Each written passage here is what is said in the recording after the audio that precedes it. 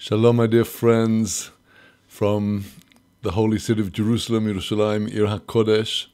And today we continue with our studies in the Tanakh and the prophet Zechariah. And as I'm still somewhat recuperating from quite a serious flu, I will be devoting our entire session today to Zechariah chapter 6, which is a most fascinating chapter and certainly deserves exploration. And with the help of God, when we meet together this coming Thursday, we will then study in another single class the whole remarkable closing section of the teaching from Likutei Moharan that we've been studying, Likutei Moharan Part 1, teaching number 4. So that will be our program for today. And with that, let us turn to the prophet Zechariah.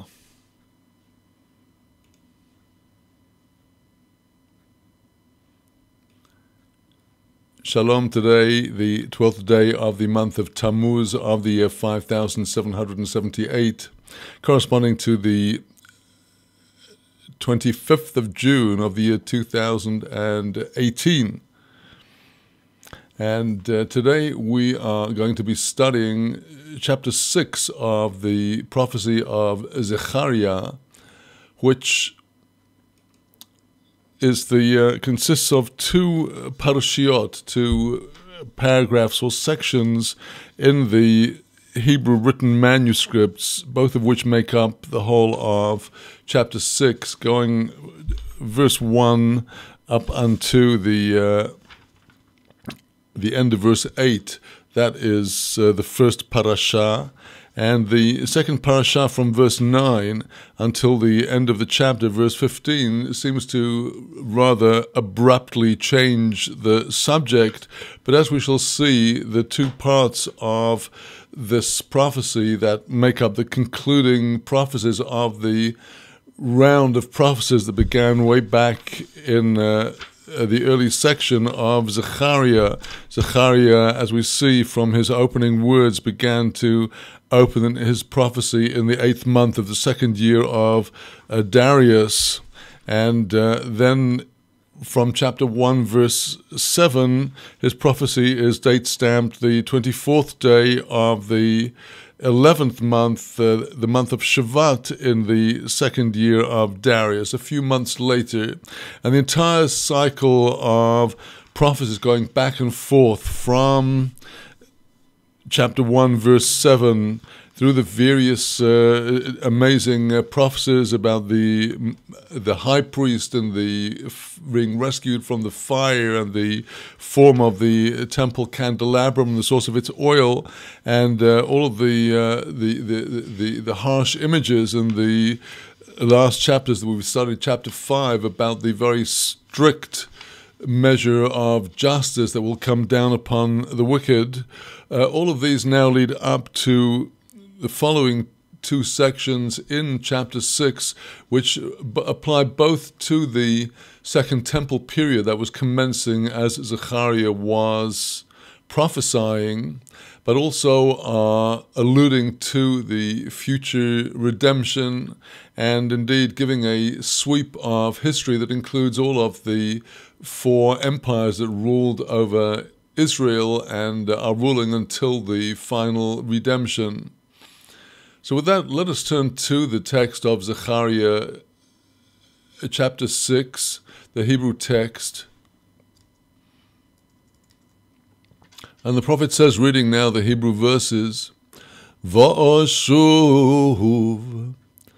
v'esoho einai v'er'eh v'hinei arba markevos yotzos מבין שני ההורים, וההורים הורי נחושס. I went back and lifted up my eyes. That is to say that Zechariah is teaching us here that the coming vision of the war chariots is a continuation of what he had earlier seen, and he now goes back and is shown in greater detail the history of the empires that is to come.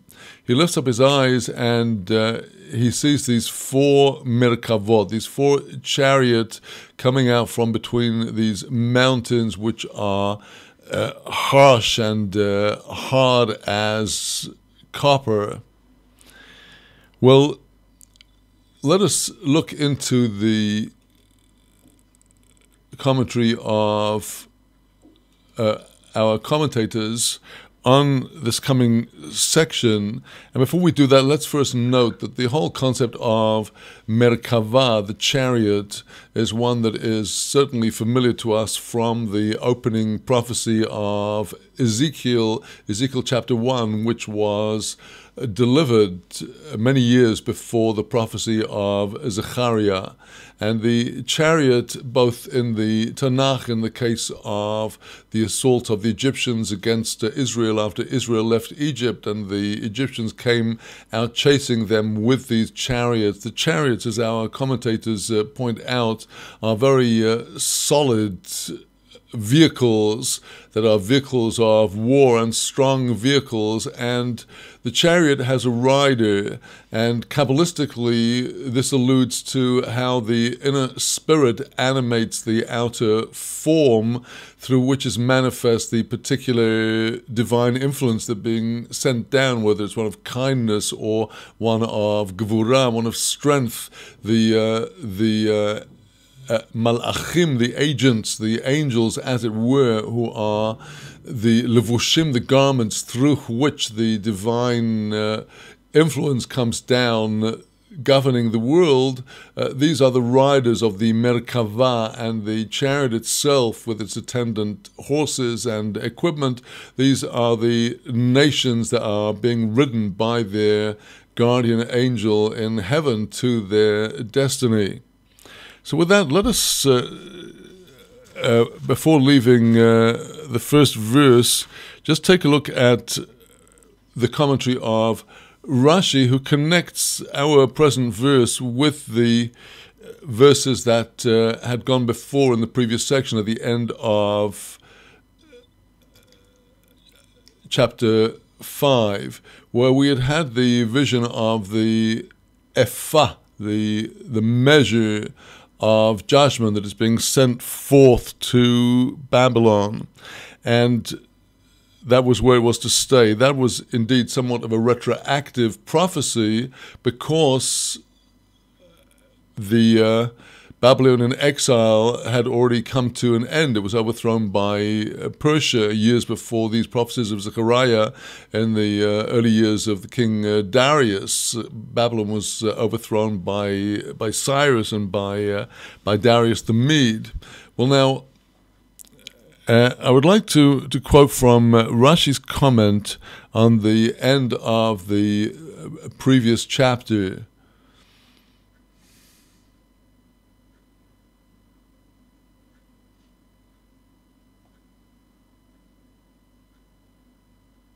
We had seen how there were, in the end of the previous chapter, these mysterious women which were put into the lead ephah measure and were stopped up. They were sent over to Shinar, which is Babylon, and Rashi on that previous verse says that here God alludes to the prophet how the sin of Israel, who measured with false measures, these sins and this wickedness was requited with exactly the same midah, with the same measure. In other words, the Israelites had used fake measures. They used a smaller measure when selling their grain and a larger measure when buying their grain. That is contrary to the biblical prohibition. You shall not have ephah ve'ephah. And Rashi here interestingly states that because of this double measure the people had used, there came against them in each exile 2 nations who ruled at the same time. And they are Bavel, Babylon, and the Kasdim, the so-called Chaldeans, who were the army of Nebuchadnezzar, and they took them into exile to Babylon. And there the exile in Babylon stood fixed there on a fixed basis. And that was because at the conclusion of the 70 years, when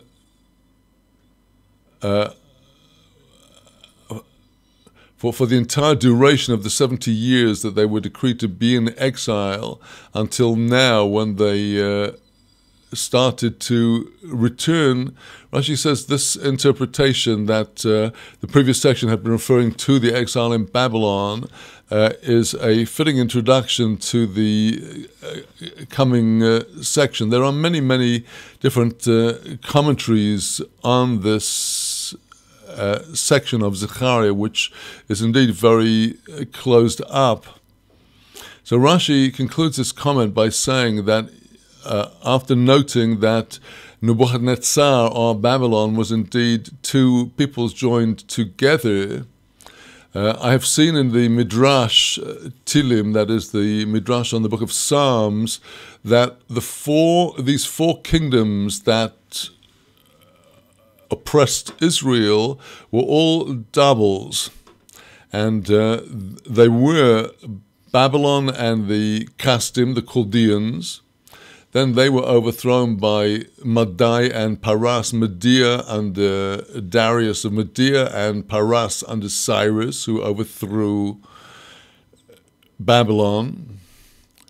Antiochus Umokdon, the empire of the Persians, was overthrown by Antiochus, who completed the work of Alexander of Macedon in overthrowing King Darius of Persia.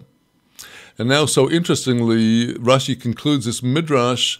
The last set of doubled oppressors are Edom and Ishmael. Very, very important comment by Rashi, and as we shall see, this is reflected by our other commentators, that the final malchut is that of Edom and Ishmael joined together.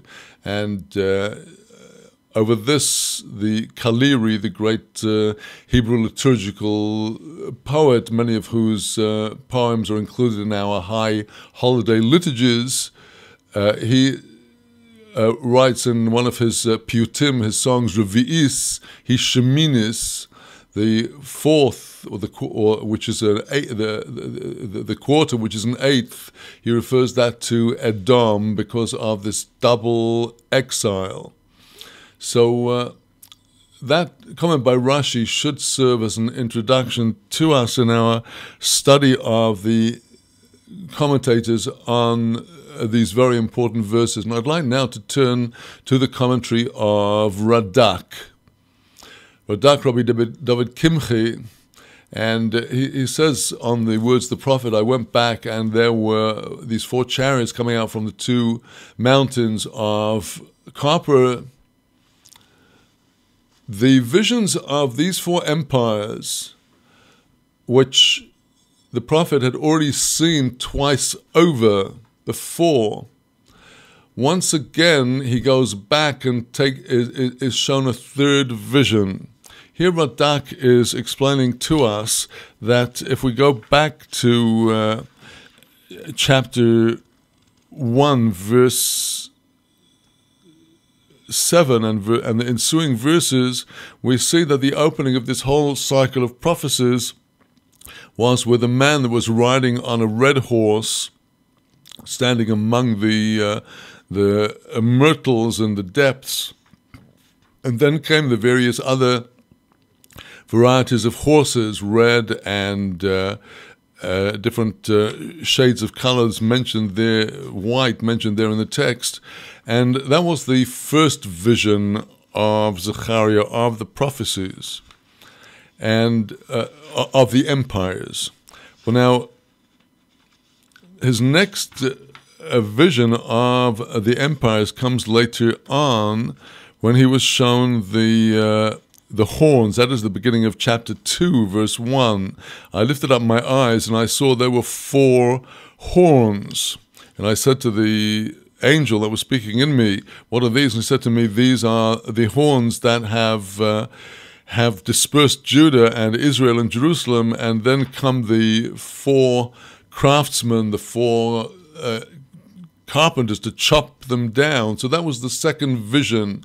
And now Radak is explaining that in our ensuing section, chapter 6, we are seeing Zechariah's third vision of the empires, which is further clarified than the earlier 2 visions. And now he calls them merkavot, chariots, because a chariot with its 4 horses shows the very great strength of each and every empire in its time that ruled as world empires, and each one of them caused terrible harm to Israel. And more than that, he sees them coming forth from these 2 mountains, which shows their strength, like the strength of mountains, and mountains indeed here of Nechoshes, says the Radak. The word Nechoshes here, which I translated as a copper, is a barzel. That would be an iron which cuts very strongly.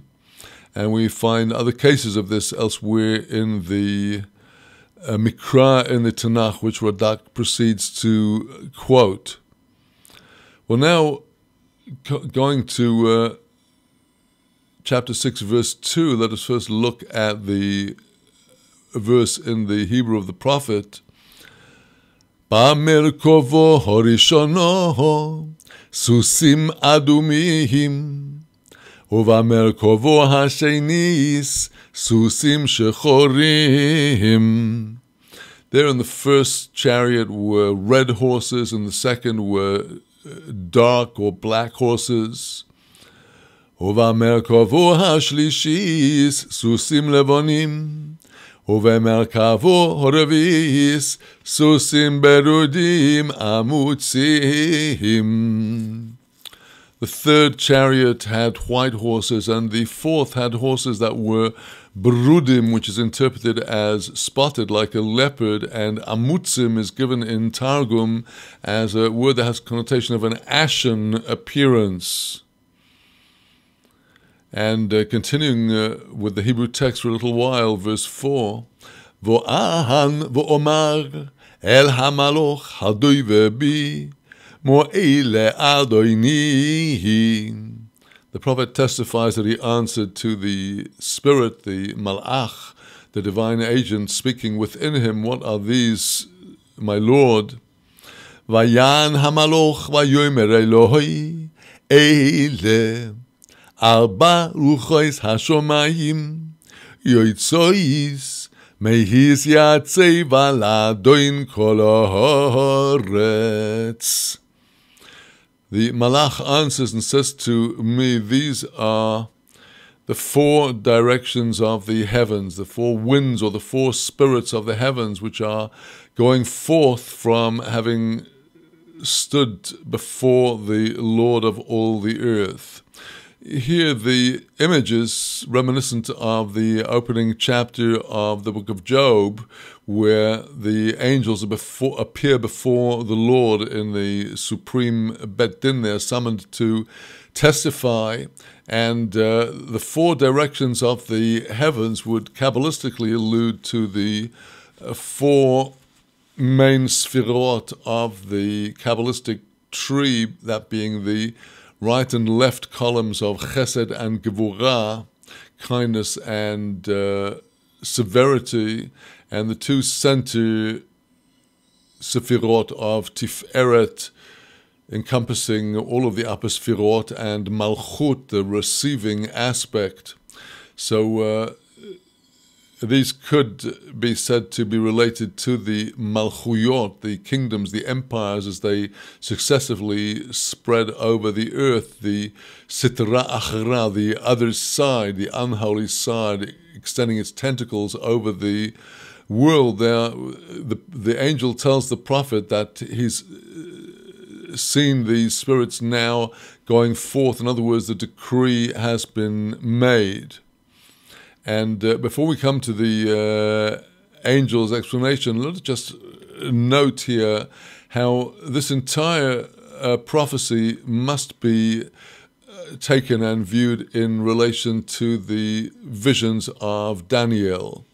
The imagery is very closely related. We know that Zechariah and Daniel were companions. Zechariah was a student of Daniel, among others. And in the imagery, in the visions of Daniel, we see the empires represented as chayot, as beasts. And we see them represented by horns.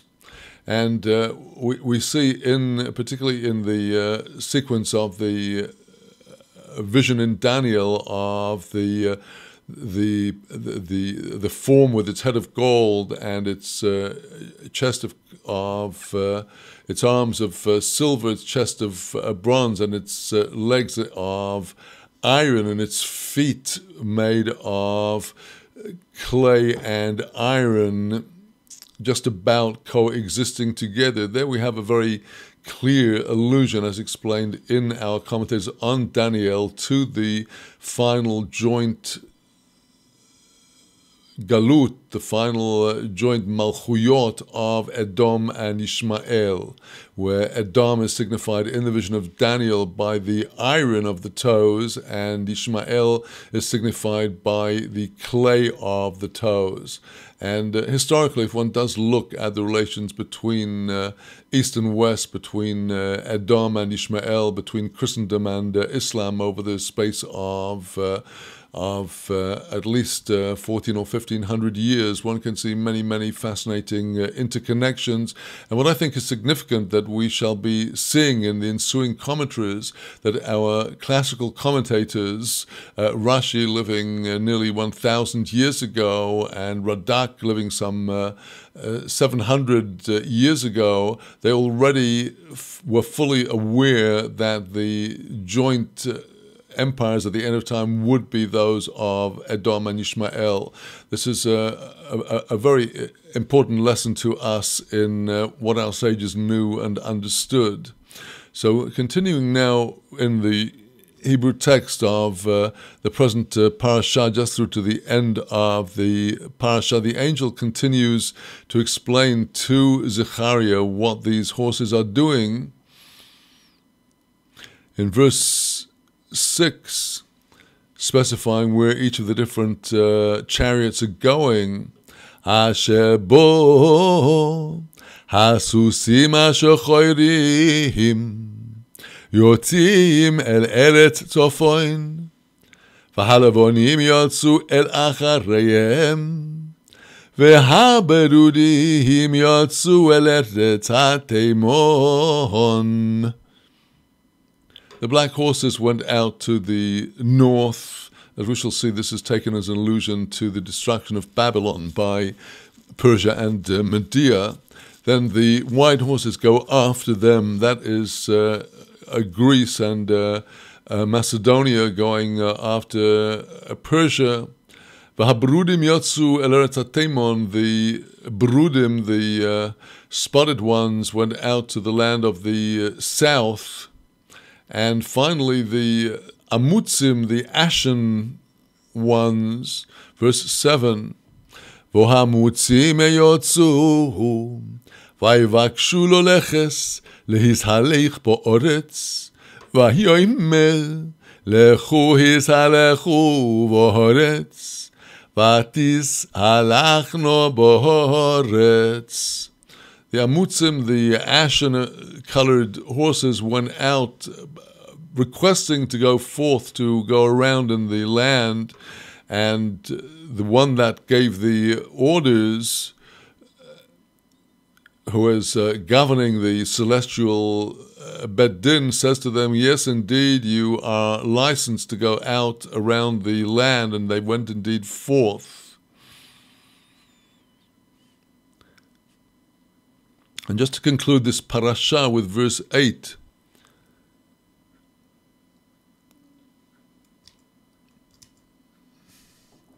Vayaz'ik oisi, vaydaber elai lemor, re'ei hayotzim el eretz tzafon, heinichu es ruchi bi'eretz tzafon. All of a sudden the angel alerts Zechariah and says to him, you see those that went out to the land of the north, which we interpret as being Media and Persia going out to Babylon. They, says the angel, they have given satisfaction to the Spirit of God in the land of the north. In other words, the prophet has been shown all of the ensuing malchuyot, the four empires, but so far until his time only Babylon had been destroyed and Persia had taken over, and that's why there's no further interpretation of the prophecy of the empires by the angel. And as we shall see, the next section turns rather abruptly to what was happening in Jerusalem at that time with the rebuilding of the Second Temple, which was a sign of the final redemption. But before we go on to the next section, beginning at verse 9 of chapter 6, let us first look further into our commentators on the vision of the chariots and the significance of their different colors.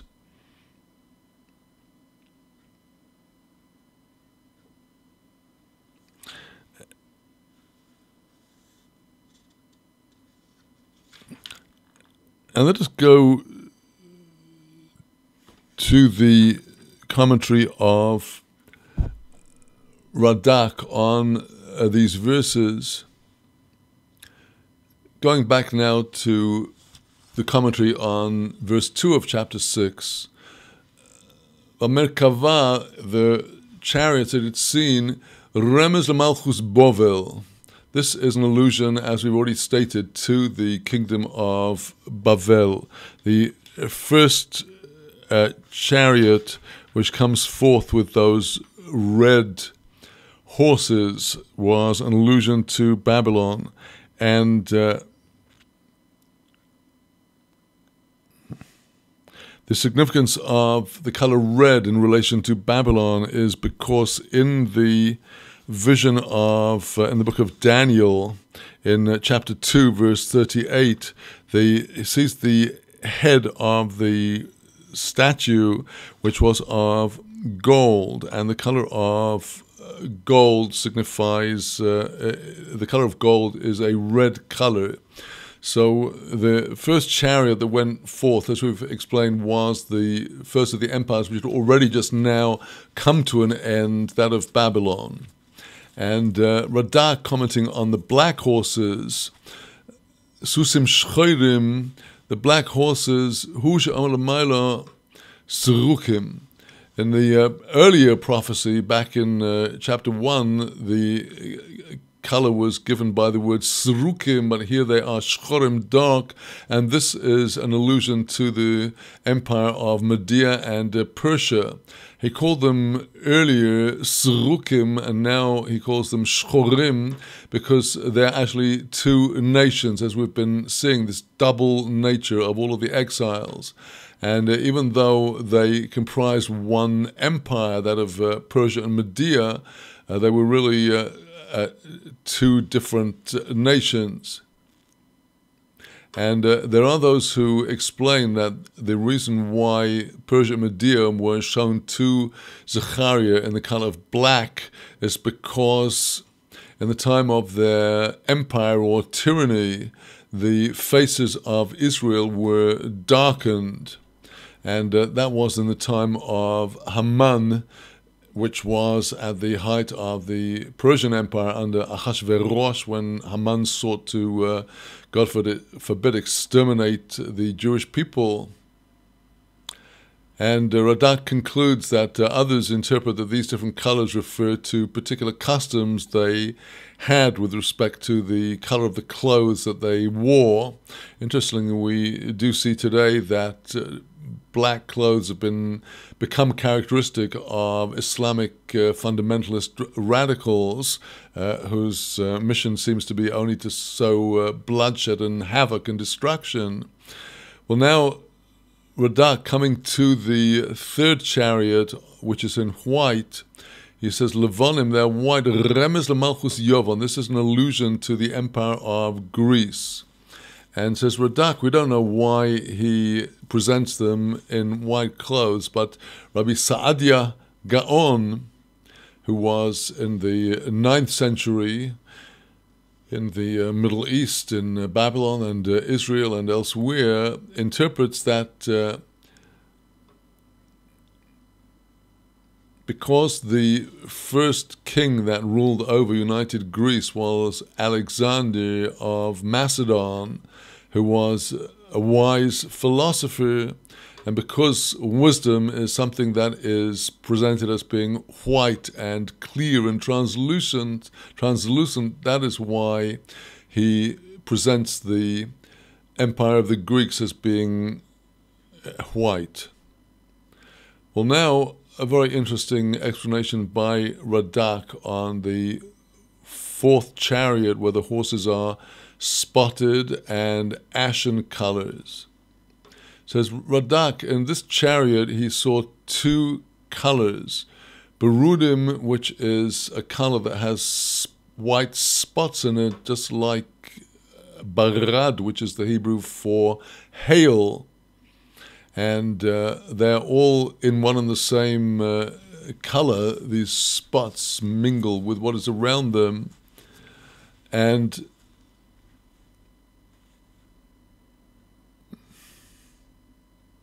what he showed him, this is the color that is associated with the empire of Ishmael, because they have the plan and the strategy to take hold of the Torah of Moses, which is white like hail, except that they mix it up with many other beliefs, just like hail may be mixed up in its appearance, where it may have within it the color of black and some other color.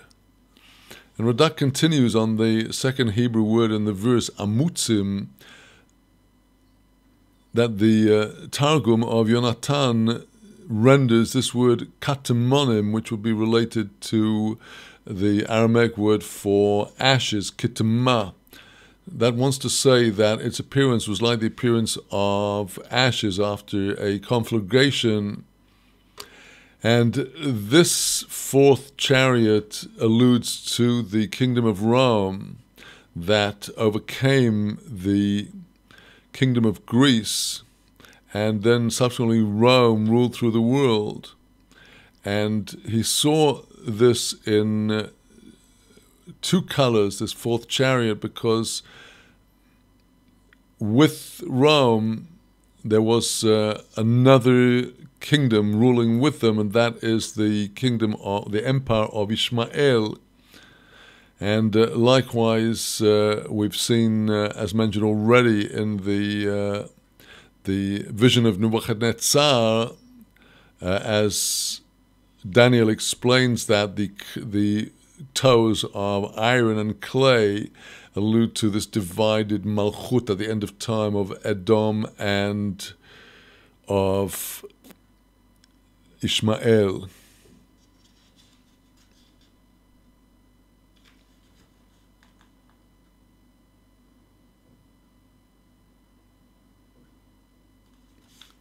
Well, now, Radak, in an edition that I have, refers to the directions that are mentioned in our text to which these angels go forth. And these directions involve the whole concept of north and south, as we see in our prophecy, which is also a very important factor in the visions of Daniel, where the entire penultimate chapter is all about this very, very lengthy war between north and south. And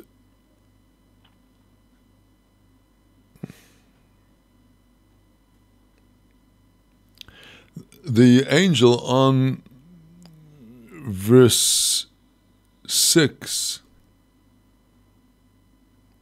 said that the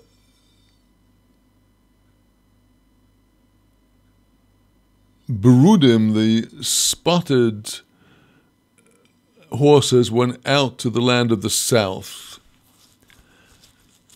The word Teman is in Hebrew Mikra, associated with the direction of the south. It's the land of the south. And he says, why did the Berudim, the spotted horses, went out to the south? Because Rome was a northerly kingdom. And he here says in the Hebrew text that I have, Lulianus Caesar, who ruled over Rome, began to fight against the kingdom of Greece. And at the beginning of his wars, they went out to the land of Egypt, which is in a southerly direction from Rome. And previously, in all of the different lands, this is in the period after Alexander of Macedon, they set up Greek kingdoms across the land. But this Lulianus Caesar overpowered all of them, and he took away the empire from the Greeks and restored it to the Romans. I've not succeeded in understanding exactly who this Emperor Lulianus is, but I suspect that it might be a reference to Julius Caesar, where it's got transcribed into Hebrew, because it was Julius Caesar and subsequently Octavian, who became the first so-called Roman Emperor, Augustus. They were the ones that actually conquered Egypt. And Egypt previously had been part of the Greek Empire.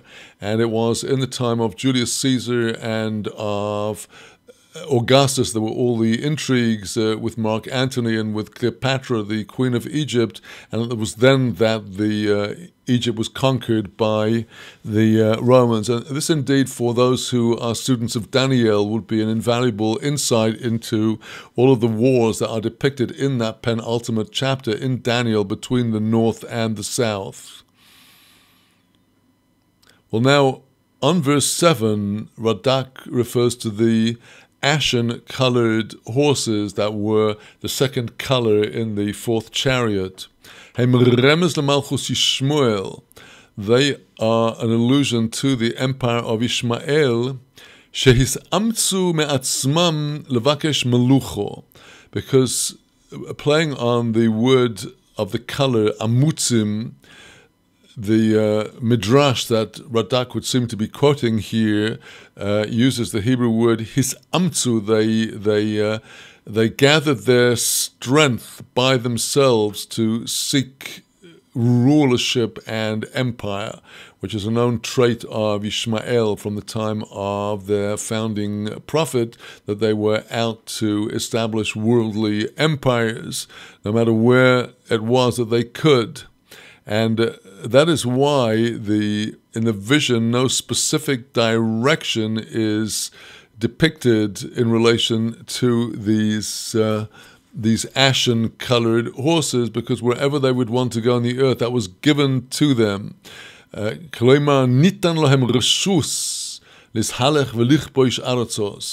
The authorization was given to them by this heavenly court to go out and to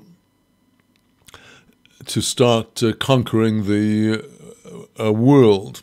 And one might, just before we leave this section, make reference to the words of Maimonides in his Laws of Kings at the end of the Mishnah Torah Law Code, in the penultimate the penultimate chapter, where he states that both Christianity and Islam had a function to spread through the world in order to prepare the way for the true Melech Mashiach at the end of time, who will reveal the Torah of truth to all the world. And in Radak's commentary on verse 8, the concluding verse of the parasha, Vayazek, the angel arouses the prophet Zechariah. He cries to me in a great voice, saying to me, see how they're already going out to the north, and how those chariots that went to the north, namely Persia and Media, have given satisfaction to God in destroying Babylon. They've done what they were intended to do, and the reason being that although they were doing the will of God in oppressing Israel, they went too far. While God was only angry a little, they went far beyond what they should have done. Well, with that, let us now go on to back to the Hebrew text of chapter 6 of Zechariah, where we start at verse 9, the new parasha. And as stated, this is a rather abrupt change of subject, because all of a sudden we are back in Jerusalem, where some emissaries from the exiles that remained in Babylon have come bearing gifts to the new temple that was in the process of being built. Verse 9, the word of the Lord came to Zechariah. This is the last in this cycle of prophecies that began so much earlier on in chapter 1. And the word comes to Zechariah, seemingly private matter, verse 10. Lo koyach me'es hagoylo, me'cheledai u'me'es toivyo, u'me'es yedahiyo, uvoso ato bayoim ahu, uvoso beis yoishio vensefanyo, asher bohu mei bovel. Well, says the Lord to the prophet, go out and receive from the exiled communities, from these two particular emissaries, one here called Cheldai, and a second called Tovio, and from a third called Yedayo. And you then, having taken what they are bearing, you then come on that day to the house of Yoshio, the son of Zephaniah, and he would be one of the temple officers, was in charge of guarding the temple treasures.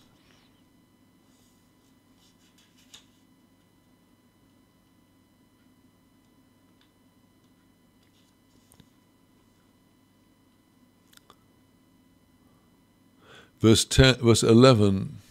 ולוקחתו כסף וזהוב, והוסיסו עטורויס, ושמתו בראש יהושע בן יהוצדוק הכהן הגדול.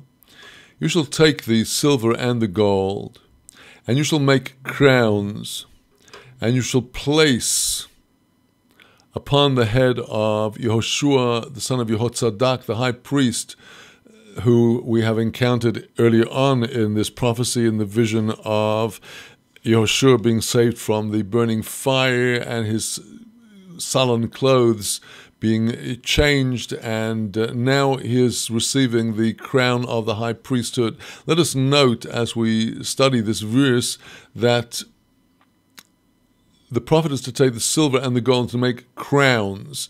It's a principle of rabbinical hermeneutics that where there is a plural, this is a minimum of two. And so there are two crowns, but we only hear about one of them being placed on the head of one individual, namely the high priest. And as we shall see, implied in the coming verses is that the second crown is reserved for the future descendant of Zerubbabel, who is also called Tzemach. And that will be our key to understanding the ensuing verses. Verse 12.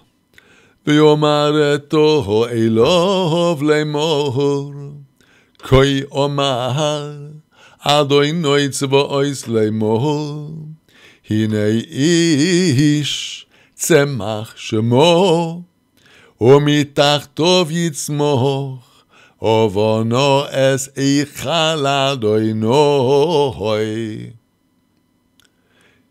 So you shall say to Yehoshua the high priest that the message from the Lord of hosts is that there is a man called Tzemach, by the name of Tzemach, and from beneath him shall sprout forth one that shall build the temple of the Lord. Here again, very obscure prophecy.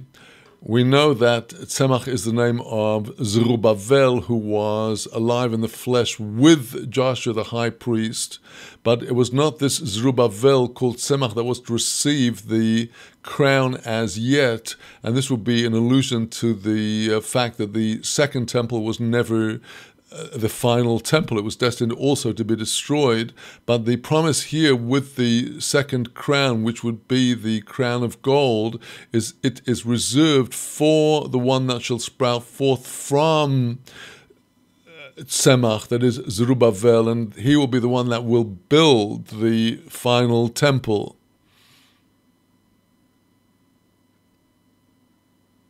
So the prophet prophesying this end of days prophecy, V'hu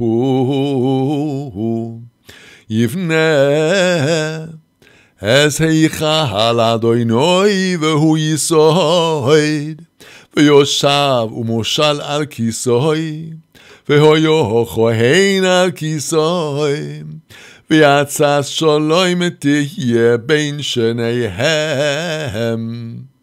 So he, the descendant of Tzemach, he shall build the sanctuary of the Lord, and he will bear the majesty, and he shall rule over his throne, and the high priest shall be on his seat, his throne, and the council of peace shall be between the two of them.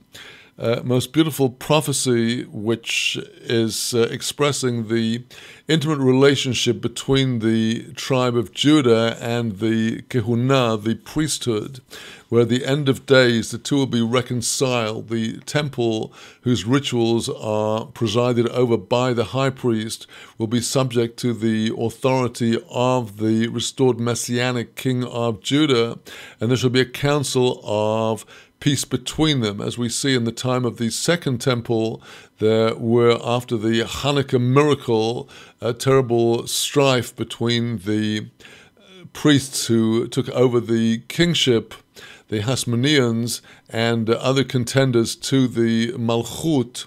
Now, another factor to bear in mind as we talk here about Tzemach, namely about Zerubbabel, is that there is a profound irony going on here, because in the prophet Jeremiah, who was prophesying at the time of the exile of the last kings of Judah, Jeremiah had prophesied about the one but last king of Judah, that is Jeconiah, who was taken into exile in the time of Mordechai and Esther and Daniel by Nebuchadnezzar in the first major exile from Jerusalem, and that was followed 11 years later by the exile of Zedekiah, the last king of Judah.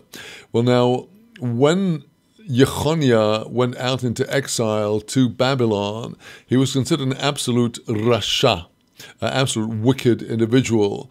And we've already mentioned the amazing story brought by our sages about how the Sanhedrin exiled in Babylon during the imprisonment of Jechoniah in solitary isolation in a tzinok, in a deep pit. We've mentioned the story of the sages fearing that the line of King David would become extinct, and they're having arranged with the Queen Mother to have Jechonah's wife lowered down into the pit so they could have relations, so that there could be continuity to the line of David. And we've mentioned the rabbinic story that when she was lowered down, all of a sudden she saw a menstrual stain.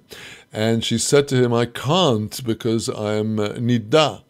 And Jechoniah's repentance was at that moment when he abstained from relations with his wife after all those years in solitary confinement in respect to the Torah prohibition against a man having relations with his wife when she is in nida. And later was engineered by the sages that when she had purified from her nida, she was once again lowered down. It was from that union that was born the individual known as Pedael, who was the father of Zerubbabel. So Jeremiah had expressed a most terrible curse against Jechoniah, that even if he was as close to the Lord as a ring and a seal on the finger of a person, God would tear him off and rip him off, and would decree him to eternal childlessness. Now here we see a later prophet, after all that terrible exile and suffering, prophesying that indeed it will be precisely the descendant of Jechoniah through the line of Zerubbabel that will be the messianic king. So with that, let us turn to the last couple of verses of this section.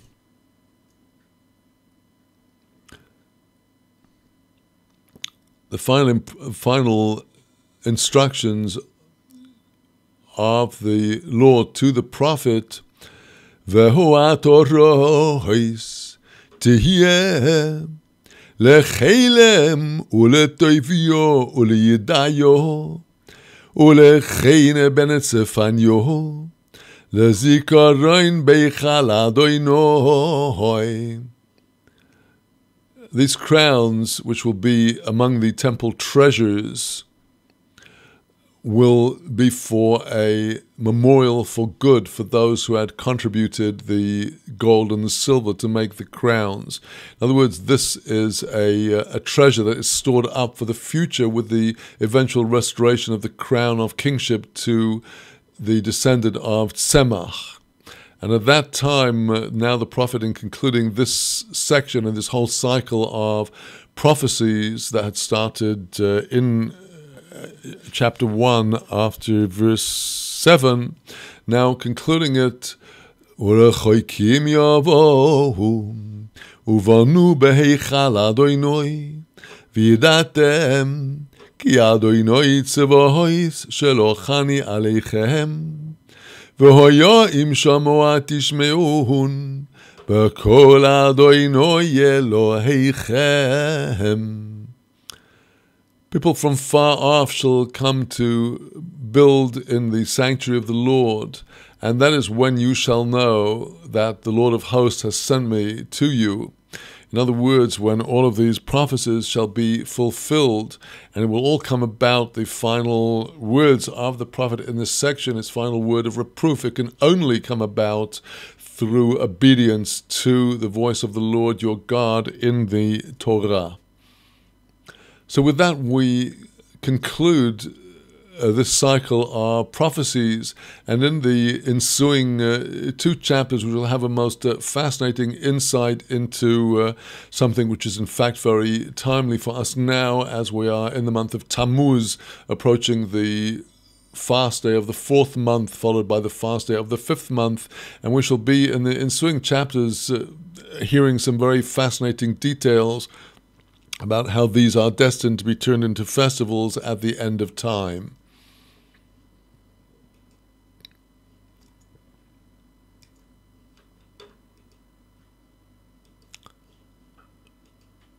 Well then, my friends, I'm going to appeal to your understanding for us to conclude a little earlier today than regular classes, as I'm still recuperating from what has been a quite debilitating flu over the last 2 weeks, and still with some residue. And as mentioned at the beginning of today's class, I do hope to come to the concluding very amazing section of Rabbi Nachman's teaching in Likutei Moharan, Torah 4 of the first part of Likutei Moharan in our class on Thursday. With that, my dear friends, I would like to wish you shalom from the holy city of Jerusalem, Yerushalayim, Ir HaKodesh. May you have blessing and light and joy in the path of the Torah. Shalom.